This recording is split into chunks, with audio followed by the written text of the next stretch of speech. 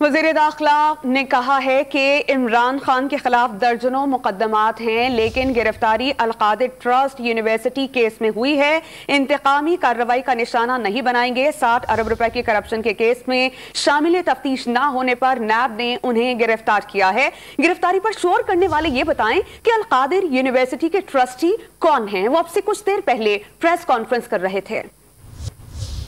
ये गिरफ्तारी जो है, ये जो अल कादर ट्रस्ट के नाम से केस है, उस हवाले से उस इंक्वायरी और उस मुकदमे में जो है वो की गई है।